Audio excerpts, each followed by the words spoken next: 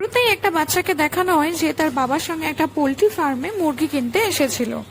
মুরগির কাটাটা সে অনেক আশ্চর্যভাবে দেখতে থাকে। বাড়ি আসার সময় সেই বাচ্চাটা কাটা মুরগির মাথাটাকে তার পকেটে ভরে বাড়ি নিয়ে আসে, আর সে ওই মাথাটাকে সে একটা কাঁচের জারের মধ্যে রেখে দেয়। আর সেখানে দেখলে আরো দেখা যায় সেখানে শুধু কাটা মুরগির মাথায় নয়, আরো অন্যান্য জারে ব্যাঙ, প্রজাপতি এগুলো সব রাখা আছে। এসব তার বাবা দেখে নেয় এবং তাকে অনেক মারধর করতে থাকে। বড় হতে থাকে বাচ্চাটা, তখনও সে এইসব কাজ ছাড়েনি। একদিন হঠাৎ বাচ্চাটা রাগে তার বাবাকেই মেরে ফেলে, আর বাবার লাশটা বাড়ির পেছনে একটা জায়গায় পুঁতে দেয়। লাশটা পুঁতে দেওয়ার পর এখানে সিন শিফট হয় একটা ডান্স স্কুলে, যেখানে এই দিব্যা নামের বাচ্চাটা কিডন্যাপ হয়ে যায়। দিব্যার মা বাবা পুলিশ কমপ্লেন করে। ঋতিকা নামে এখানে একজন পুলিশ অফিসার এই কেসটা ইনভেস্টিগেশন করা শুরু করে। তারপর দিনে একটা জায়গায় দিব্যার ডেড বডি পাওয়া যায়। দিব্যার ব্যাপারে ইনভেস্টিগেশন করার পর ঋতিকা জানতে পারে যে কিছুদিন আগে এভাবেই একটা বাচ্চা মার্ডার হয়েছিল, আর যে এই মার্ডার করেছে তার কোনো টাকার ডিমান্ড ছিল না। মেবি এটা কোনো সিরিয়াল কিলারের কাজ হতে পারে। এই কেসটা ভালোভাবে ইনভেস্টিগেশন করার জন্য ঋতিকা তার সুপিরিয়রের কাছে একজন ফরেন্সিক লোকের ডিমান্ড করে। ফরেন্সিক লোকটার নাম হচ্ছে স্যামুয়েল জন, শর্টে স্যাম।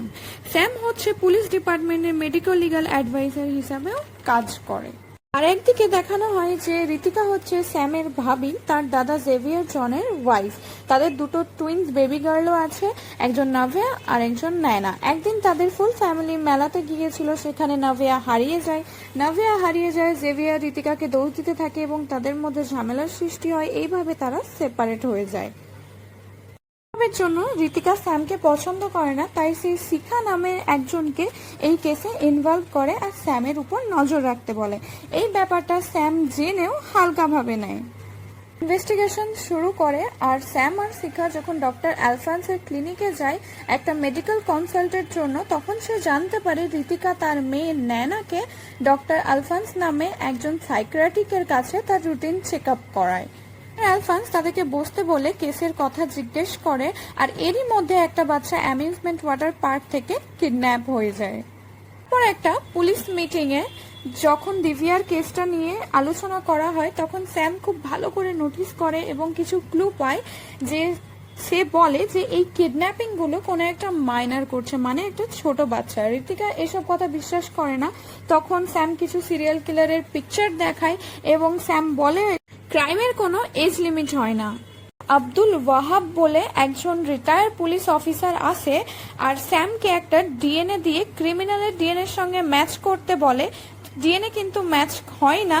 স্যাম জিজ্ঞেস করে যে এটা কার ডিএনএ। তখন আব্দুল ওয়াহাব স্যামকে বলতে থাকে যে 2010 সালের কেস, আর বলে যে সেটা ঋতিকার ক্যারিয়ারের প্রথম কেস, আর আমার রিটায়ারমেন্টের আগে ওটা শেষ কেস ছিল।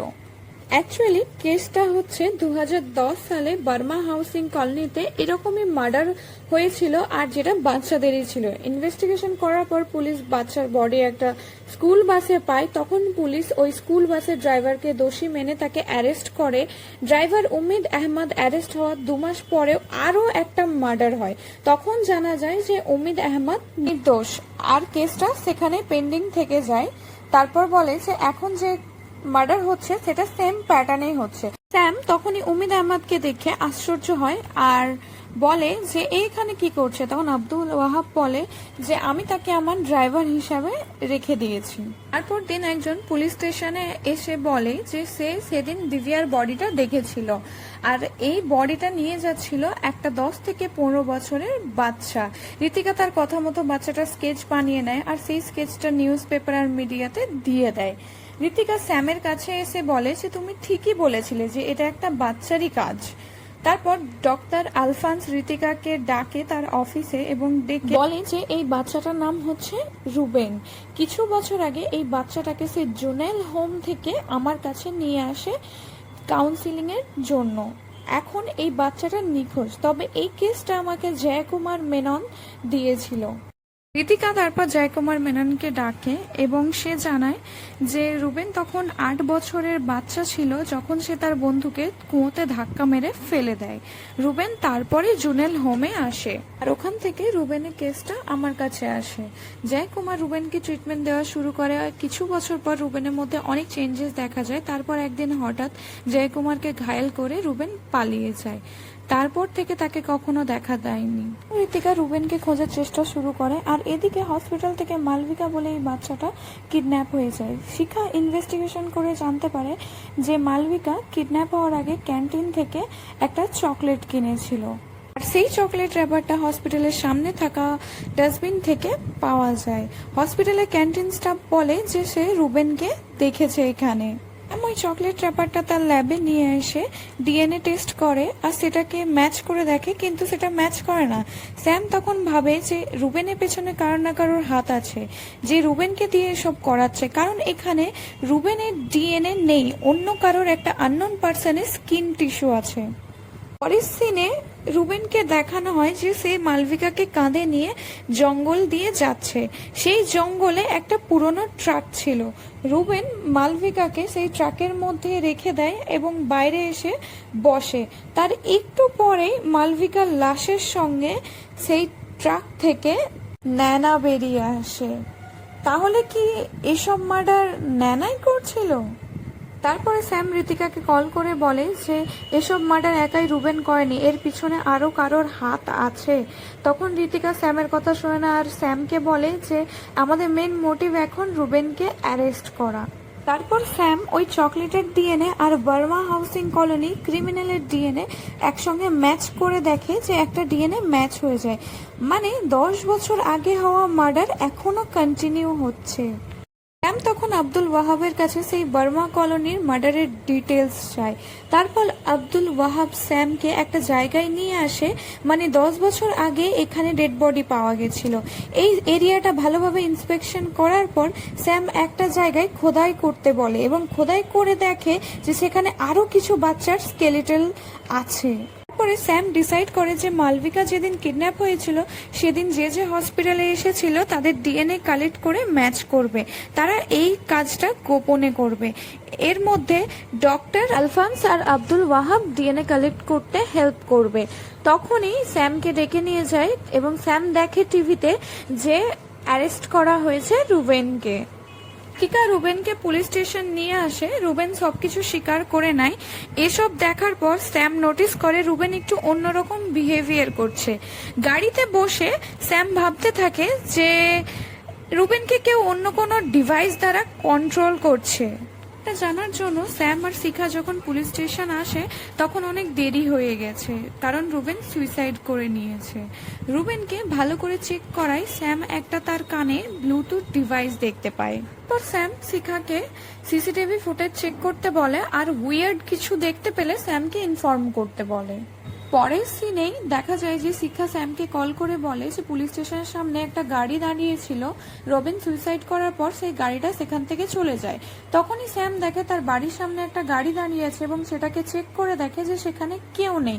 তারপর হঠাৎ সামনে থেকে এসে উমিদ স্যামকে মেরে অজ্ঞান করে দেয়। তারপর তিনি ঋতিকা জানতে পারে যে তার টিমমেটের মেয়ে মিসিং। আরো জানতে পারে যে তার কাছে একটা মোবাইল ফোন আছে আর সেটার লোকেশন দেখতে বলে। এদিকে উমেদ স্যামকে সেই ট্রাকের মধ্যে বেঁধে রাখে। তারপর উমেদ স্যামকে ন্যানার একটা ভিডিও দেখায় যেটাতে ন্যানা মালবিকার লাশের সঙ্গে ছিল। তারপর উমেদ স্যামকে বলে এটা কে? তখন স্যাম বলে ন্যানা। বলে না, এটা নাভিয়া, ঋতিকার সেকেন্ড বেবি, এখনো বেঁচে আছে আর আমি এই ভিডিও সোশ্যাল মিডিয়াতে ভাইরাল করে দেব। ঋতিকা আমাকে শুধু শুধু অ্যারেস্ট করেছিল, এবার আমি ওর নাম বদনাম করব। এর মধ্যে স্যাম আর উমেদের মারপিট শুরু হয় এবং স্যাম জিজ্ঞেস করে যে নাভিয়া কোথায় আর এর পিছনে কে আছে। তখনই একটা আননোন পার্সন এসে ফায়ারিং করে আর এখানে মৃত্যু হয় উমেদের। স্যাম দেখে এটা সেই ব্লু গাড়ি যেটা তার বাড়ির সামনে ছিল। স্যাম দৌড়াতে থাকে। কিছুক্ষণ পরে গিয়ে স্যাম একটা হলুদ ভ্যান দেখতে পায় এবং সেই ভ্যানে চেপে সে সেই গাড়িটার পিছন করতে থাকে। এদিকে ঋতিকা ফোনের লোকেশন চেক করে আর সেই লোকেশন দেখাচ্ছে সেই হলুদ ভ্যানের মধ্যে। ভ্যানটাকে থামিয়ে দেখে যে এটা স্যাম চালাচ্ছে আর টিমমেটের মেয়েকে এই ভ্যানেই অজ্ঞান অবস্থায় পাওয়া যায়। ঋতিকা স্যামকে অ্যারেস্ট করতে যাবে আর তখনই স্যাম ভ্যান নিয়ে পালিয়ে যায়। পরেই স্যাম আব্দুল ওয়াহাবের দ্বারা ঋতিকাকে তার বাড়িতে ডাকে। স্যাম ঋতিকাকে নাভিয়ার ওই ভিডিওটা দেখায়। তারপর ঋতিকা বলে না, স্যাম বলে না, এটা নাভিয়া। স্যাম আরো বলে যে এই ভিডিওটা সোশ্যাল মিডিয়ায় পোস্ট হওয়ার আগে তাকে নাভিয়াকে খুঁজে বার করতে হবে। দুদিন ধরে ইনভেস্টিগেশন করে ঋতিকাকে একটা জায়গা দেখিয়ে বলে যে এখানে গিয়ে নাভিয়াকে খুঁজতে। স্যাম ডক্টর আলফান্সের কাছে যাবে নাভিয়ার জন্য একটা রিপোর্ট তৈরি করতে। তারপর স্যাম ডক্টর আলফান্সকে নিয়ে তার গাড়িতে বসিয়ে তাকে 10 বছর আগে হওয়া বার্মা কলোনি মার্ডারের কথা বলতে থাকে। ডক্টর আলফান্সকে একটা পেপার দেখিয়ে বলে যে এই পেপারের মধ্যে আমার ইনভেস্টিগেশন করার কিছু লোকের লিস্ট আছে, আর এরই মধ্যে সিরিয়াল কিলারের নাম মার্ক করা আছে। ডক্টর আলফান্স তড়িঘড়ি লিস্টটা চেক করে দেখে যে এতে তারই নাম মার্ক করা, মানে অন্য কেউ না, এখানে ডক্টর আলফান্সই হচ্ছে সেই সিরিয়াল কিলার। গল্পের শুরুতেই যে বাচ্চাটাকে দেখানো হয়েছিল সেটা আর কেউ না, সেটা ডক্টর আলফান্সই। ডক্টর আলফান্স বলতে থাকে যে আমার লাইফে সোফিয়া মানে আমার ওয়াইফ যবে থেকে এসেছিল তবে থেকে আমি পুরো চেঞ্জ হয়ে গেছিলাম। আমাদের একটা ছেলেও ছিল, তারপর কিছু বছর পর সে মারা যায়। এটা অনেকটা শকিং ছিল আমার জন্য। আর আমার ছেলে আর আমি অনেক হ্যাপি ছিলাম। তারপর একদিন হঠাৎ তার ব্লাড ক্যান্সার ধরা পড়ে, আর সে এতে অনেকটা মেন্টালি ডিস্টার্বড হয়, আর বাচ্চাদের আওয়াজ শুনলে সে অনেকটা ইরিটেট ফিল করে। এভাবে দিন দিন তার অবস্থা খারাপ হতে থাকে। তার স্যাটিসফ্যাকশনের জন্য বাচ্চাদের মার্ডার করতে শুরু করে। কিছুদিন পরে পরে বাচ্চাদের কিডন্যাপ করে নিয়ে আসে এবং উপরের রুমে নিয়ে এসে টর্চার করে মেরে ফেলে। এরই মধ্যে তার ছেলে নবীনের সন্দেহ হয়। নবীন যখন উপরের রুমে আসে তখন আলফান্স তাকে থামিয়ে দেয়। দিন আলফান্স আর নবীন গাড়িতে কোথাও যাচ্ছিল, তখন দেখে যে ঋতিকা সব গাড়ি চেকিং করছে। তারপর আলফান্স ইউ টার্ন নিয়ে নেয়, আর তারপর নিজের গাড়ি থেকে একটা বাচ্চাকে বের করে সে স্কুল ভ্যানে রেখে দেয়। মানে আলফান্স ওই বাচ্চাটাকে অজ্ঞান করে তার নিজের বাড়ি নিয়ে যাচ্ছিল। তখনই নবীন এইসব দেখে নেয়। পরের দিন নবীন নিউজে দেখে সেই স্কুল ভ্যানে বাচ্চাটাকে আর বাস ড্রাইভারকে অ্যারেস্ট করা হয়েছে। তারপর আলফান্সের ডক্টর তাকে ফোন করে বলে যে তুমি যদি বোন ম্যারো ট্রান্সপ্ল্যান্ট করো তাহলে তুমি বেঁচে যাবে। এদিকে নবীন সুযোগ পেয়ে উপরের রুমে যায় এবং উপরের রুমে গিয়ে দেখে যে সেখানে ডেড বডি আছে একটা, আর চারিদিকে ব্লাড পড়ে। সে তো অবাকই হয়ে যায়। এসব দেখে সে যখন বাইরে বেরিয়ে আসে তখন আলফান্সও উপরে চলে আসে, আর নবীন তার বাবাকে দেখে রীতিমতো ভয় পেতে থাকে আর পিছন দিকে সরতে থাকে। আলফান্স তাকে বারণ করে কিন্তু নবীন শোনে না। সরতে সরতে সে স্লিপ খেয়ে ছাদ থেকে নিচে পড়ে যায়, আর এখানেই মৃত্যু হয় নবীনের। আর আলফান্স নবীনের মৃত্যুর দায় ঋতিকার উপর দেয়। আরও বলে সে আমি ট্রিটমেন্ট করার পর ঋতিকার মেয়ে নাভিয়াকে কিডন্যাপ করেছি। আলফান্স নাভিয়ার মার্ডার না করে তাকে একটা রুমের মধ্যে নিয়ে গিয়ে লক করে দেয়। আর রবিন তার হসপিটালে ট্রিটমেন্টের জন্য আসে, তখনই তার মাথায় একটা বুদ্ধি আসে। তারপর আলফান্স উম্মিদের কাছে গিয়েও তাকে ঋতিকার প্রতি উস্কাতে থাকে। তারপর আলফান্স একটা মাস্টার প্ল্যান রেডি করে ঋতিকার কাছ থেকে বদলা নেওয়ার জন্য। ঋতিকা নাভিয়াকে খুঁজে নেয় আর স্যামকে মেসেজ করে দেয় যে নাভিয়া সেফ আছে, আর এই মেসেজটা আলফান্সও দেখে নেয়। তখন আলফান্স বলে যে নাভিয়াকে পেয়ে গেছো তো কি হয়েছে, আমার প্রতি তোমার কোনো এভিডেন্স নেই। স্যাম তখন বলে যখন আমি জানতে পারি যে ভার্মা হাউসিং কলোনির মার্ডার কেসে আলফান্সের হাত আছে, তখনই ইনভেস্টিগেশন করে তোমার ব্লাড ক্যান্সারের কথাও জানতে পারি। যদি কেউ বোন ম্যারো ট্রান্সপ্ল্যান্টেশন করে তখন তার বডিতে ডোনারের ব্লাড থাকে, কিন্তু চুল, নখ, স্কিন সেলস তারই থাকে, অর্থাৎ বডিতে দুরকম ডিএনএ থাকবে। যখন স্যাম মালবিকা কেসে সবার ডিএনএ স্যাম্পল কালেক্ট করছিল তখন আলফান্সের ব্লাড স্যাম্পল নিয়েছিল, কিন্তু তার শরীরে তো ডোনারের ডিএনএ ছিল, তাই ম্যাচ হয়নি। যখন স্যাম আলফান্সের স্কিন সেল টেস্ট করেছিল তখন সেটা ম্যাচ হয়ে যায়।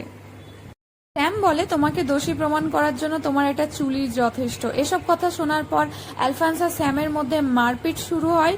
এরই মধ্যে স্যামের ব্যালেন্স বিগড়ে যাওয়ায় গাড়ি থেকে আলফান্স ছিটকে বেরিয়ে যায়, আর ওখানেই তার মৃত্যু হয়। তারপর স্যামকে জিজ্ঞাসাবাদ করা হয় যে তুমি বেঁচে গেলে আলফান্স মারা গেল, কি ব্যাপার? তখন স্যাম বলে যে আমি সিট বেল্ট পরেছিলাম তাই আমি বেঁচে গেছি, ডক্টর আলফান্স সিট বেল্ট পরেনি তাই সে গাড়ি থেকে ছিটকে বেরিয়ে গিয়ে সে মারা যায়। আর আরো জিজ্ঞাসা করে যে তুমি যদি জানতেই যে ডক্টর অ্যালফান্স সেই কিলার, তাহলে তুমি আমাদেরকে আগে বলনি কেন? তখন স্যাম বলে যে না, আমি গাড়িতেই জানতে পেরেছিলাম যে সে সেই কিলারটা। এরপর দেখা যায় যে স্যামই ডক্টর অ্যালফান্সের সিট বেল্ট খুলে দিয়েছিল যাতে সে গাড়ি থেকে ছিটকে পড়ে যায়।